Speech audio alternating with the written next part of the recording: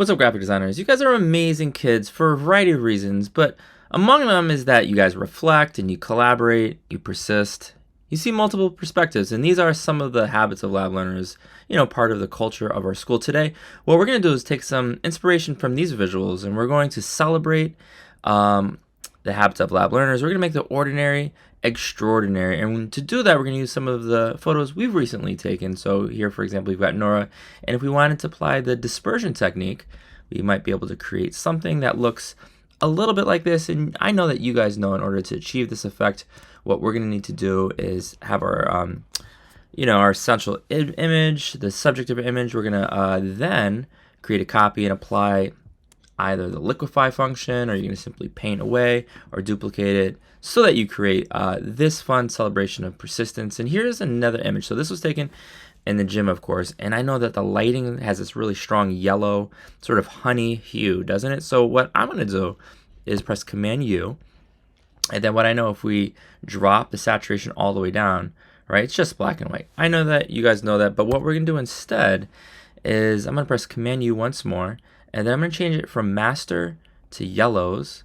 And then what I'm going to do is I'm going to drop down the yellow all the way. And all of a sudden, when we zoom in, this looks a little bit better, particularly in contrast with the original. So you can sort of play around with that. I'm going to press Command U. And now I'm going to change it from master to red. And maybe we don't want to drop down the saturation all the way, but just a tad. So it kind of looks a little something like this. This looks fun. Now, what are some things that we can do? We've got so many options. So what I'm going to do is I'm going to select the object selection tool. I'm going to click once. I'm going to make sure that the add to function is selected. I'm going to grab the rest of the ball. We're going to press Command C, Command V. I'm going to hold Command, and then we got the selection, right? And I'm going to go down to layer 1.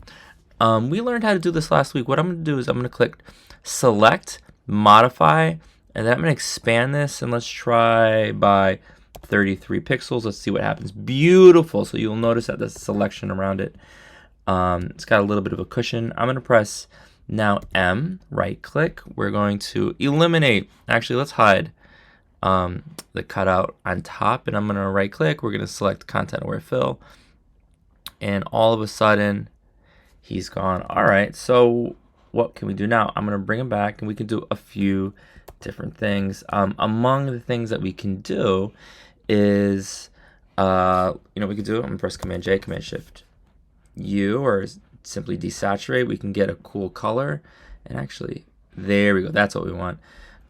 We can hop on Google.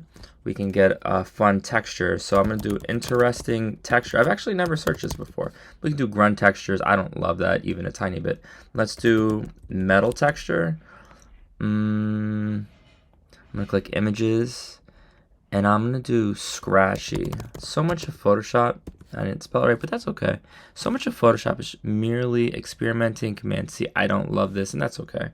Command V, Command T. We can stretch this out in any way we want. And then what we can do is cycle through the blending modes. Let's do multiply. New layer above. We'll get a color. Maybe we want this fun blue. And then we can simply cycle through blending modes. Okay, so I know that you guys know this. Here is what I also know. I kind of like that right there. If we wanted to manipulate Nate, right, what we could do, and got it.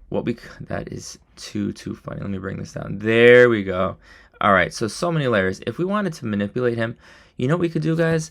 Let's pretend we don't like his shooting form, right? And so we need to modify a little bit. If we click edit, and then we do puppet warp, okay. And what I'm gonna do is I'm gonna click, and I'm gonna put down these little pins, and these are gonna act like joints. Okay, and so now, all right. So now if I click the ball, there we go. That's better shooting form. But let's pretend we wanted to have him kick his legs back. We could sort of do this. That looks good. Oh, this looks amazing now. Oh yeah, now you know what's up. I'm gonna click here once more, putting down these pins, and we want him looking at the sky. I'm gonna press check to confirm, and that looks like a more that's a typical Nate shot. So that is something fun that you guys can experiment with as we are making the ordinary extraordinary and celebrating the habits of loud learners. Let me know if you guys have any questions. Good luck.